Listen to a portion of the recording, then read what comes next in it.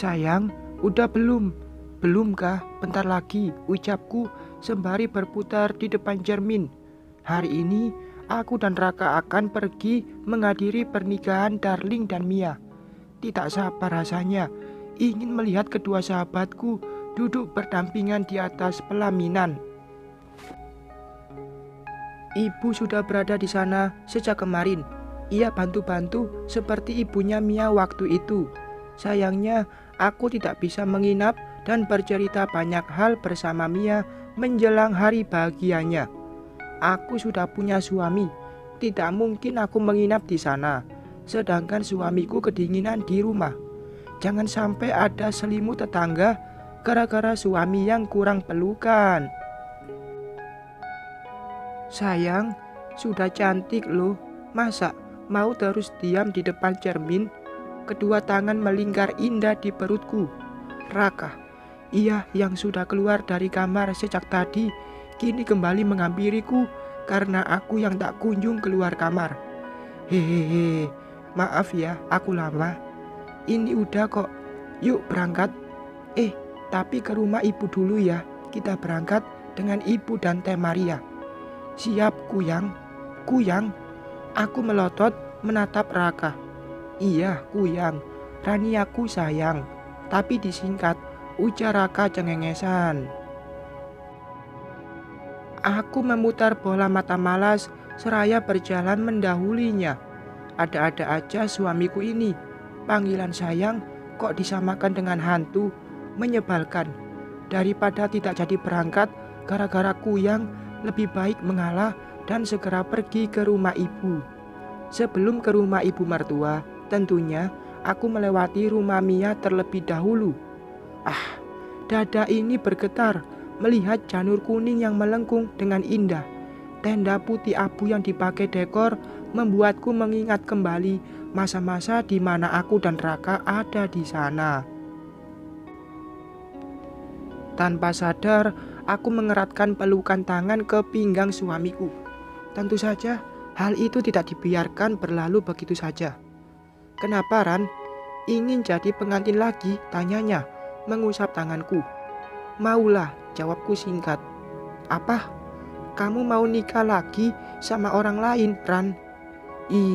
Bukan sama orang lain, tapi sama kamu.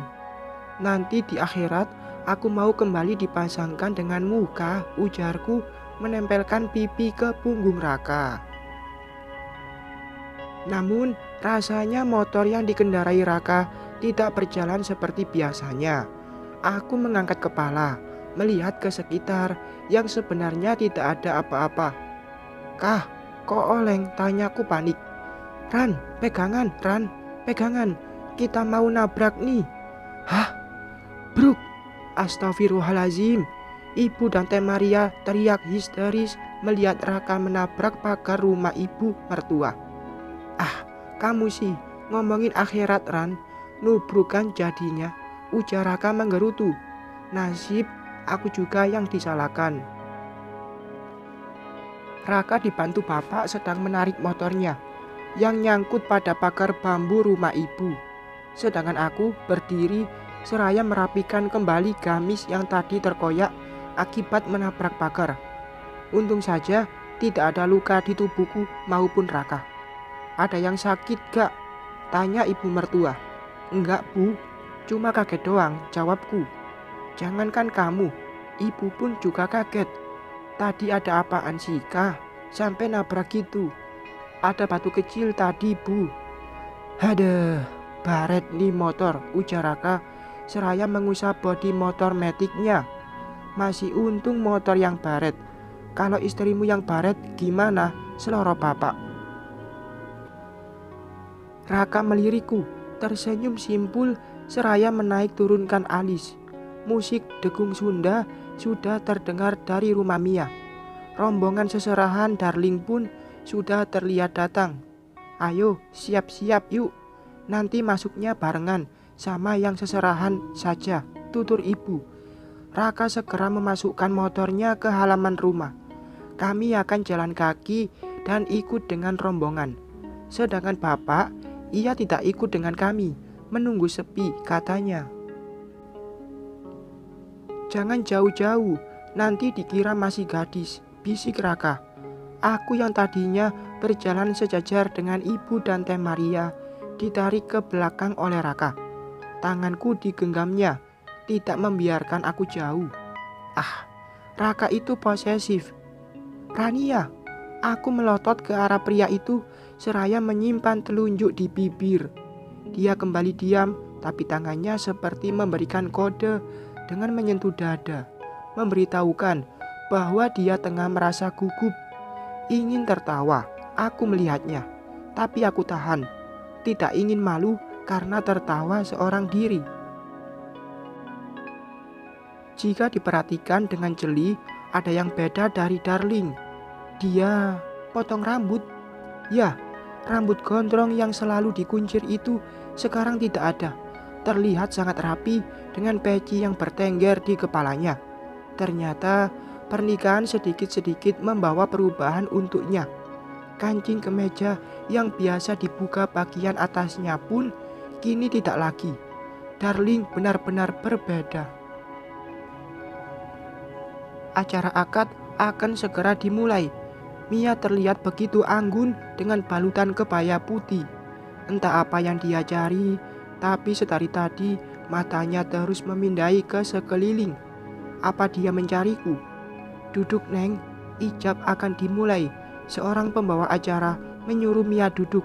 Tapi dia masih berdiri dengan terus melihat sekitar. Apa dia mencariku? Aku yang duduk di belakang pasti akan sulit terlihat dari tempat Mia sekarang berdiri. Inginku memang duduk paling depan, tapi mana bisa. Itu diperuntukkan keluarga dan kerabat dua mempelai. Meskipun kami sudah seperti saudara, tapi orang-orang tidak tahu. Hanya keluarga dekat saja yang menyadari itu.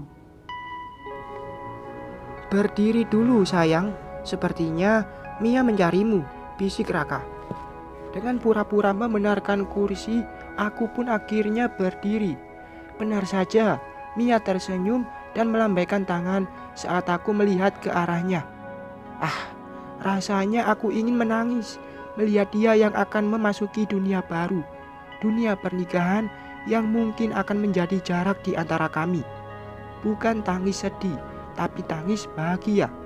Nanti kami akan disibukkan dengan peranan masing-masing sebagai seorang istri, seorang ibu, jika nanti kami diberikan kepercayaan untuk punya anak. Aku duduk kembali setelah Mia duduk di samping Darling. Semua orang diam dan ijab pun dimulai. Dalam hati aku terus berdoa agar Darling bisa dengan lancar mengucapkan ijab kabul.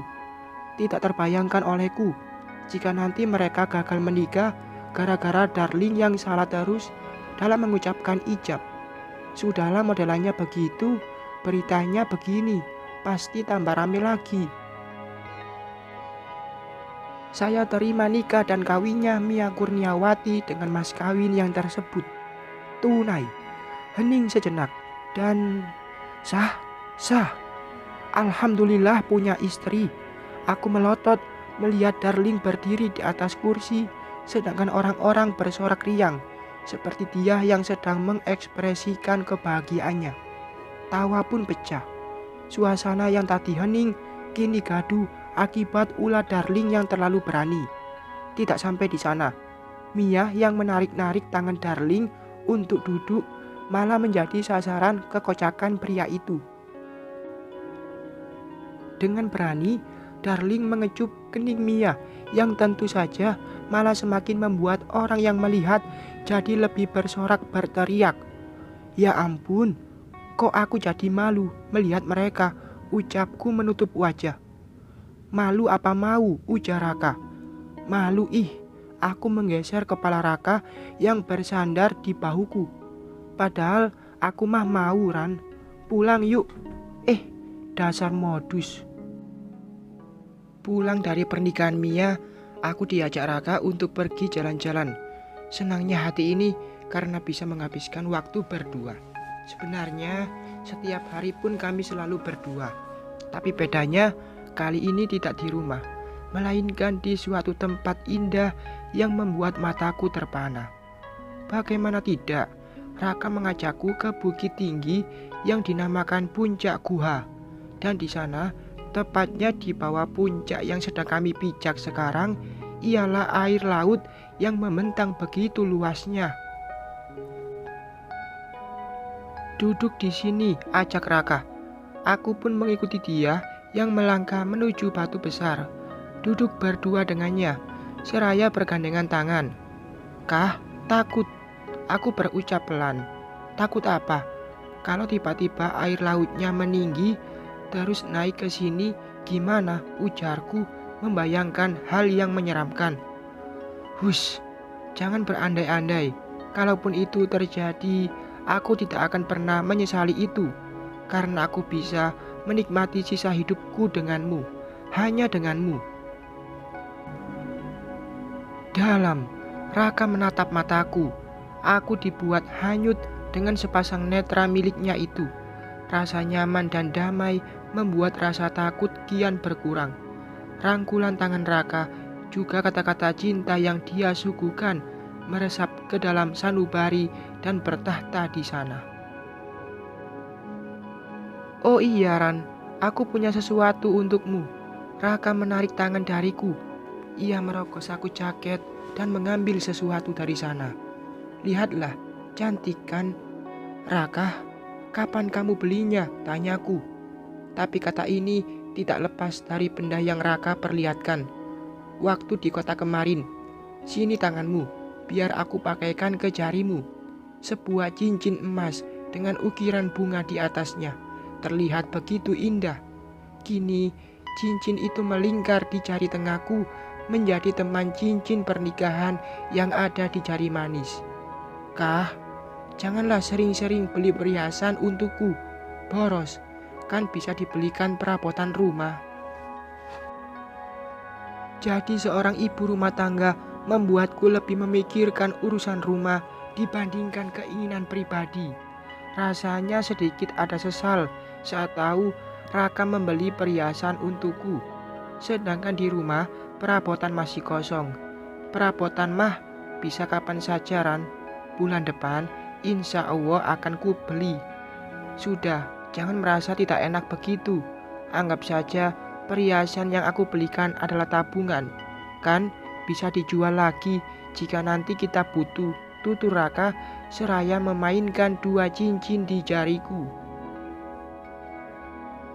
Iya sih, tapi rasanya aku boros banget. Lihat nih, aku udah kayak toko emas berjalan. Cincin dua, gelang, anting sama kalung. Belum lagi itu gelang kaki, kayak anak kecil jadinya. Raka terkekeh saat aku memperlihatkan perhiasan yang ada di tubuhku.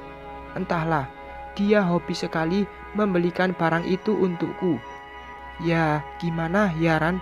Kalau lihat perhiasan, aku selalu ingat kamu terus. Berasa punya mainan gitu, pengen dibeliin ini, dipakein itu. Ya, meskipun harganya tidak mahal, tapi setidaknya aku bisa puas melihatnya. Raka, sini, peluk dulu, ujarku merentangkan tangan. Kami saling berpelukan dengan ditemani embusan angin yang menyejukkan kulit kami.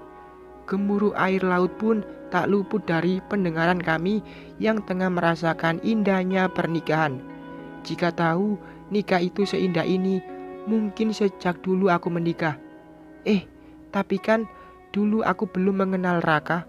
Mana mungkin akan seindah ini jika bukan Raka suamiku. Dimas, amit-amit jabang bayi. Aku tidak bisa membayangkan nasibku jika menikah dengannya. Tapi mudah-mudahan Dimas pun bisa mendapat pasangan yang menyayangi dia. Tahan banting jadi istrinya. Tentunya jadi menantu di keluarga yang katanya petani makmur itu. Jalan lagi yuk. Kemana? Tanyaku mengurai pelukan. Raka mengusap kedua pipiku, mencubit hidungku, lalu menempelkannya dengan hidung dia. Ke tempat makan. Di sebelah sana ada kedai bakso yang terkenal enak. Namanya Bakso Kaget. Kenapa namanya Bakso Kaget? Tanyaku. Sekarang kami berjalan menuju motor yang disimpan tidak jauh dari tempat kami duduk tadi. Karena kita akan terkejut melihat ukuran bakso dan isi di dalamnya. Maksudnya besar gitu? Tanyaku lagi. Iya besar, tapi tidak sebanding dengan besarnya cintaku padamu. Ih gombal, aku mencubit sayang lengan Raka. Kami pun akhirnya pergi meninggalkan puncak gua, melanjutkan perjalanan ke sebuah kedai yang kata Raka terkenal lezat dan unik itu. Perjalanan kami tidak akan berhenti sampai di situ. Akan ada banyak tempat yang kami kunjungi untuk bisa memanjakan perut dan mata ini. Seperti perjalanan cinta dan kisahku yang masih begitu panjang dan berliku. Namun tidak akan cukup untuk dituangkan dalam sebuah goresan pena. Entah akan seperti apa aku dan Raka suamiku nanti. Aku tidak akan tahu, tapi yang aku mau kami selalu bersama meskipun jalan penuh dengan rintangan. Ran, peluk dong. Raka menarik tanganku agar melingkar memeluk tubuhnya. Harum parfum milik pria itu tercium begitu menenangkan. Aku begitu menikmati momen ini, di mana aku dan dia masih bisa menghabiskan waktu bersama. Belum tentu besok atau lusa kami bisa seperti ini lagi. Mungkin saja Tuhan akan mengirimkan malaikat kecil yang nantinya akan duduk di antara aku dan Raka, menjadi pengikat paling berharga pelengkap rumah tangga. Kah, nanti kalau kita punya anak, kamu akan mengajakku jalan-jalan lagi gak? Bodoh, pertanyaan yang seharusnya tidak aku utarakan malah keluar dari mulutku. Raka terkekeh. Pasti dong, tapi kita tidak akan berdua, bisa bertiga atau bahkan berempat sekaligus. Jadi rame ya kah? Nanti di depan satu, di tengah satu, penuh deh motor kita. Kamu jadi nggak akan bisa meluk lagi kayak gini, pasti. Aku tersenyum membayangkan akan datangnya hari itu. Nanti beli mobil dong, ucapku ngawur. Bukan ngawur sebenarnya, tapi sebuah harapan. Kan sudah ada mobil pick up Ran. Raka mengingatkan. Itu kan buat angkut pupuk. Masa kita duduk dempetan berempat? Hahaha, iya juga ya. Doakan saja rezeki kita lancar dan secepatnya bisa membeli mobil pribadi. Amin sayang, mudah-mudahan disegerakan. Bahagianya aku saat ini. Berkhayal pun terasa nyata jika ada temannya.